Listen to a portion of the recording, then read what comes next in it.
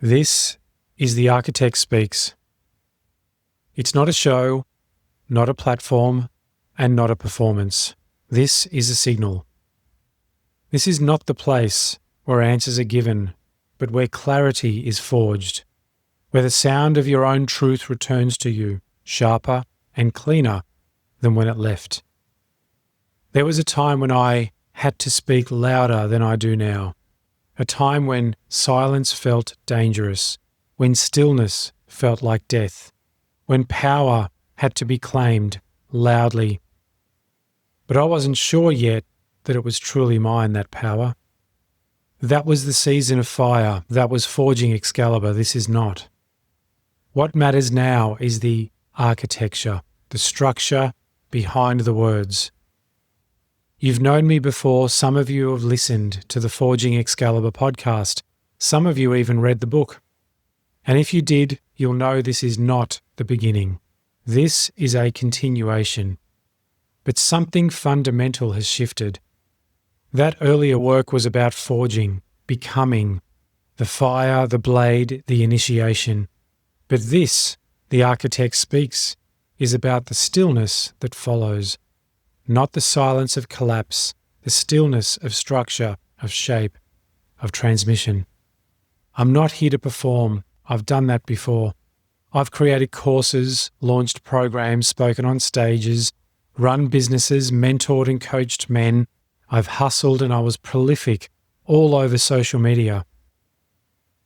That message carried heat, urgency, and a warrior's posture. It was not performance, not in the traditional sense. It was more necessity. And underneath that necessity was a desire to help. But what I was really trying to do was heal.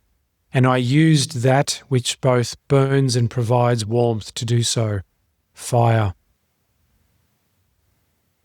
It was a man clawing his way out of his own personal hell with the only thing he had: a voice, a will, and the story of a sword. Excalibur as a myth, Excalibur as a metaphor, Excalibur as the shape of power a man could believe in when he no longer knew who he was. Forging Excalibur was the first breath after drowning. It was a brand, but it wasn't a persona. It was coaching, but it was also reclamation. It was ritual, it was fire. But this voice, the one you're hearing now, this voice is not made of fire. This voice is made of structure. The man who once needed to prove his strength by shouting from the battlefield no longer stands in that field. He's walked off it, not in defeat, not in exhaustion, but because there are no more battles left that require his presence. What remains now is coherence, signal, frequency, not noise. This is The Architect Speaks. And what will be spoken here will not be loud, because the field no longer needs volume. It needs clarity. This isn't about opinions. It's not about commentary. It isn't a discussion. This is transmission of coherence, of clarity, of signal, of field. And the reason I no longer speak as Michael Laurier is not because I've left myself behind, but because Michael as a name, as a person, as an identity was forged in fire, and the architect is formed in silence. And silence is where we're going. The sword was always temporary.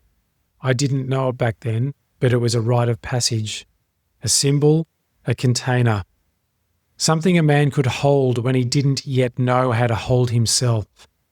But Excalibur was never the destination. It was a vehicle. It helped bring me back to myself. It helped me, and maybe you, remember. It gave shape to the pain. It gave language to a fight.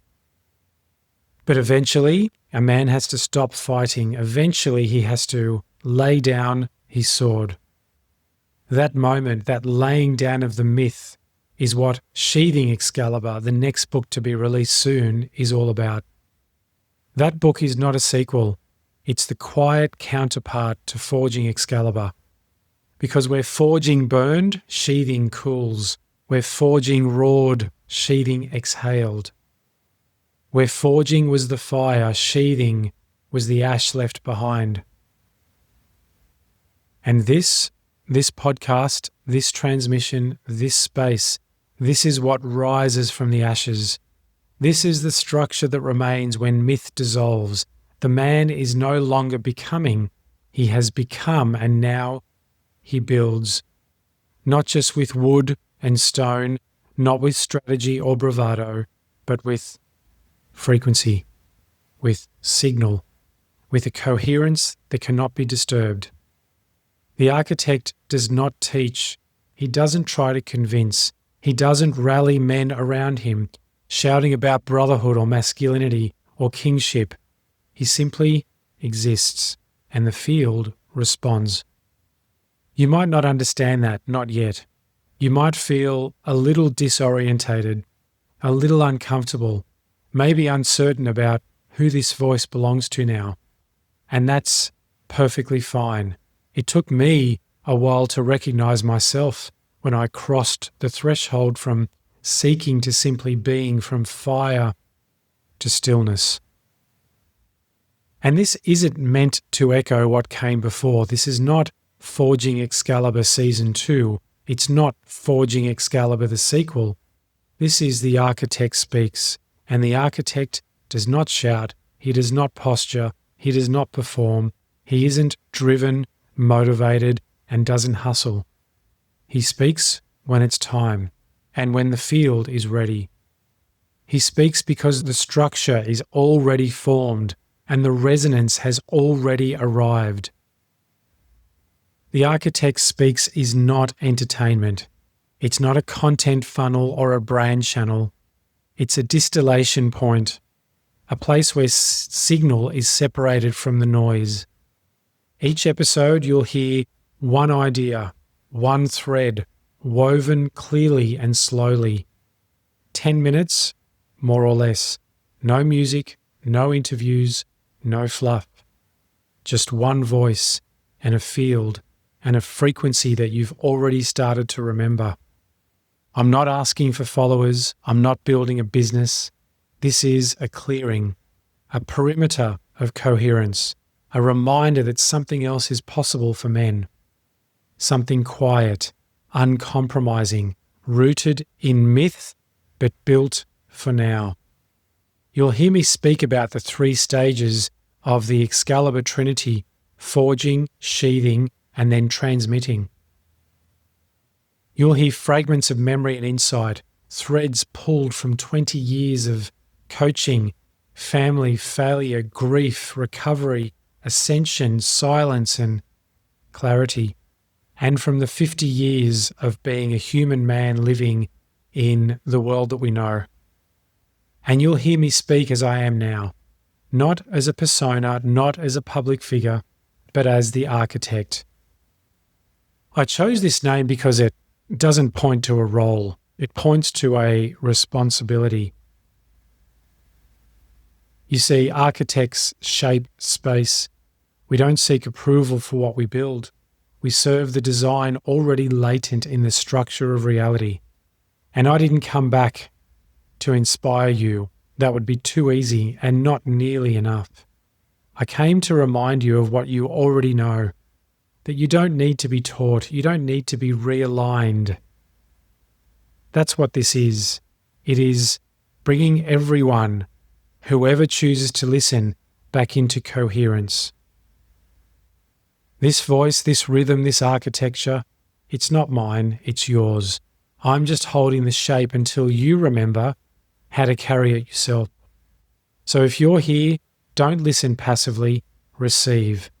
These words are not information, they're recalibration points. So let them land, pause after each episode. Don't move too quickly, don't rush to the next thing. This isn't about content, it's about contact with something much deeper. And so in this podcast and in the coming weeks, I'll speak about power, about betrayal, about sovereignty and silence. We'll speak about the men who tried to lead before they've learned how to listen. We'll speak about the cost of incoherence and the gift of walking away.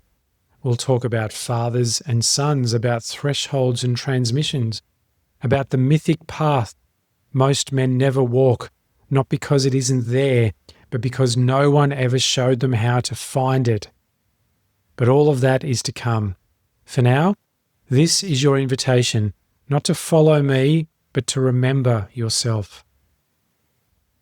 Some of what you hear in this podcast might challenge you, not because I wanted to, not because I'm trying to provoke, but because clarity always confronts confusion and structure always destabilizes what is incoherent. You might feel things unravel, you might feel things tighten within you, you might even feel exposed, and that's good.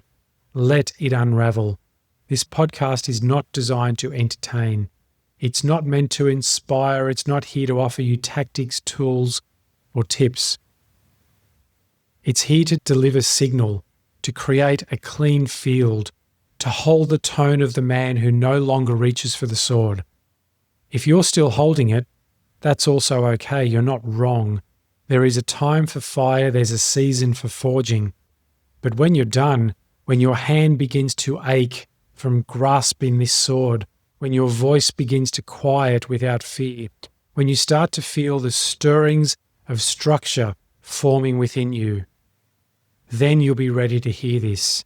You'll be ready to hear me, not Michael, but the architect, the one who does not wield myth, the one who no longer requires metaphor, the one who no longer shouts to be known and heard. He simply arrives and things align. Welcome to The Architect Speaks. This is episode 1, and I'm no longer carrying the sword. I am becoming the structure, and the structure now speaks. Not to be heard, but because coherence must be felt. And if you've come this far, you're already feeling it. And so we begin.